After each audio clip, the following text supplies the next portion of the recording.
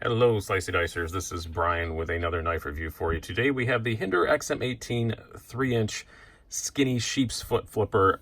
This happens to be the liner lock version, which is a fairly new one. Instead of having the full titanium frame lock on this side, you have G10 on both sides and a titanium liner lock, as the name would indicate. I used to have the 3-inch of this with the normal frame lock in a different blade shape. I really did like it a lot, but I did wind up selling it in short order because I wanted to get a larger one. There's days I definitely regret doing that, but we'll talk more about that a lot at the end. This is definitely going to be kind of a first impressions review. This is a loaner from Nick Spaz. I do very much appreciate that, but I don't have a lot of time with it, so I'm not going to be able to do a whole lot of testing with it. But having owned a very similar version before and being kind of a Hinderer guy, if you follow this channel, you know I've had a few pass through recently. I'm getting pretty into Hinderers, so never thought I would, but I have wound up definitely becoming that guy. I feel okay about talking about it. Yeah, it is a bit cheaper, $375 instead of $425. You're looking at usually for the titanium frame lock. Other than that, it's it's your typical Hinderer, 20 CV steel, all the usual endlessly customizable Hinderer hardware. Most of the stuff for the regular XM-18 is going to fit it just fine, which is really nice. The new tri-way pivot, can we call it? I don't think we can call it new anymore. It's been out for well over a year now. But you can use bearings, phosphor bronze washers, or Teflon washers. This has the bearings in it, and that's all that I got with it. So not going to be switching them. Probably wouldn't anyway, honestly. It's a loaner, and I've already gone through all that. Yeah, you're just getting this really super grippy G10 on both sides instead of the titanium frame lock. It is a little lighter. You're talking like a quarter ounce or something. It's not a whole big difference in the weight, but not in thickness or anything either. It's pretty much almost the same, but it is a little less expensive.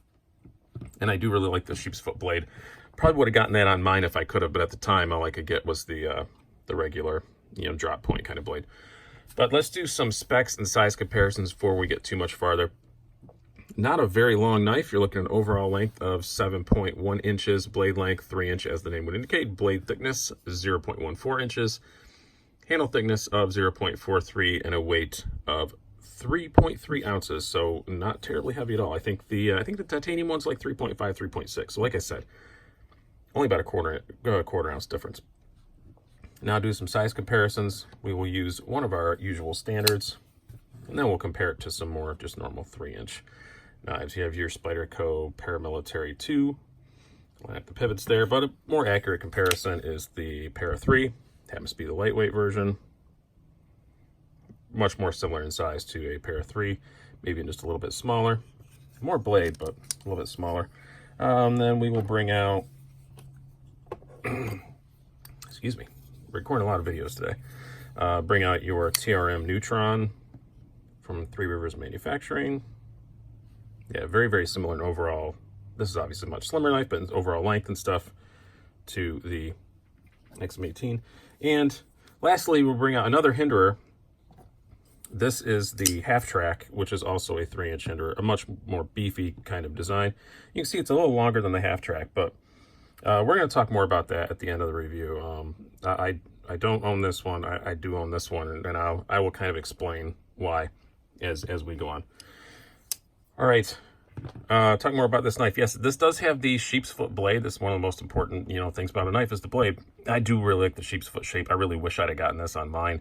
Mine had just the regular slicer grind, and it was I think I said, I just went back and watched my review because I didn't remember. It was like 28 thousandths behind the edge, something like that. This is much thinner behind the edge, 20 thousandths behind the edge. It is a really good slicer. I do really like this blade shape, especially in these 3-inch knives, and I think that's probably what I would go for. As I said, 0.14-inch blade stock, not horribly over the top thick like some Hinderers can be. I really like the blade on this. I think that is probably my favorite thing about it, but you can get it in other XM-18 configurations, but it's my first experience with that particular blade shape, and I do really like it. It is very, very, very nice. Ergonomically, I liked the XM-18 I reviewed before that I owned. This is just as good. It has the forward finger choil on it. It works really well. Fits my hand very well. With one caveat we'll talk about here at the end again when I compare it to the half track.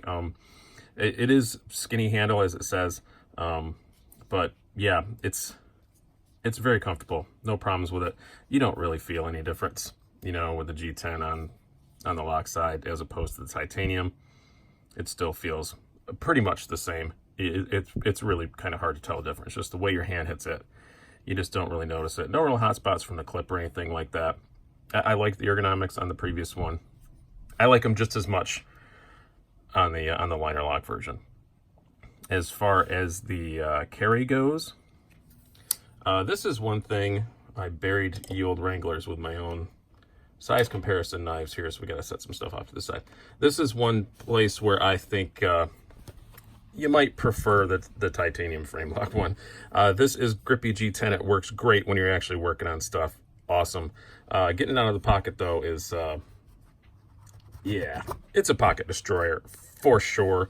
It does carry fine. Yes, there's a bit sticking out, but it's a Hinderer. You can get all kinds of aftermarket clips for it and all that stuff. But, yeah, once it's in there, it's fine.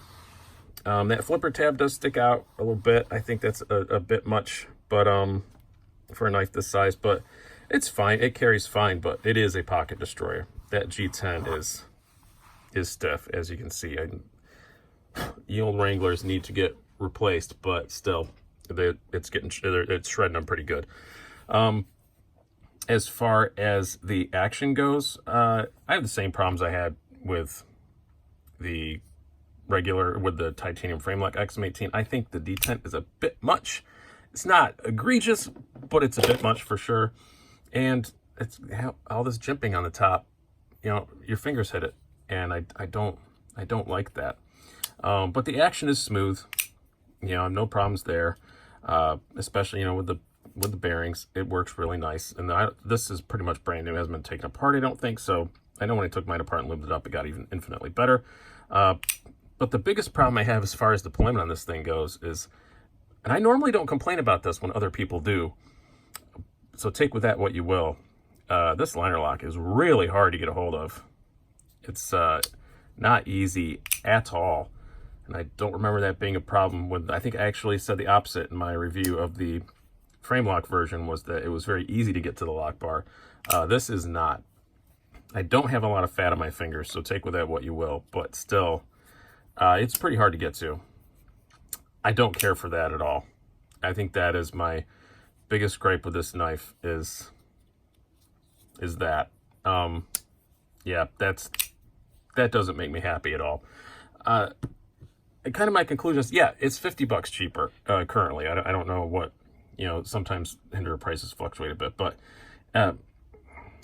I'd spend the extra $50. If you really want an XM-18 3-inch, get the frame lock. It's not going to destroy your pockets.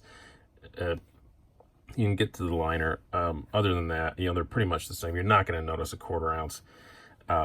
Yeah, I get the titanium frame lock if you really want an XM-18, but for my hands, I prefer the half track. I have really long, skinny fingers, and I can just wrap my hand around this so much better that it just feels more like a Hinderer, I guess, in my hand. Because if you're buying a Hinderer, you probably want something kind of heavier duty. And this is completely heavy duty. I don't have any doubt that this is a good, strong lock. Yeah, a frame lock should be stronger than a liner lock. So take that into account, too, for the $50. But that's a pretty thick liner lock. I don't think it's going to be an issue there or anything like that. I'm not trying to indicate that. But yeah, this just fills my hand better, even though it's a shorter handle.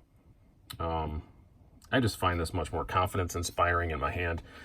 This is the full titanium USA made blade exclusive version, but they do a G10 titanium combo version as well. Yeah, I just like this in my hand better. But that's a personal kind of thing, whether or not you prefer the half track or the XM-18 3-inch. But if I was to buy an XM-18 3-inch now, having owned one and handled this one, yeah, I'd spend the extra $50. The $375 versus $425, yes, is $50 a significant amount of money? Absolutely. But at that point, is another $50 going to break you? I mean, I don't think it is. So if you're spending $375, you can probably afford to spend $425. If you can't, you just wait a week. You know, don't eat out for a week, and you'll be fine.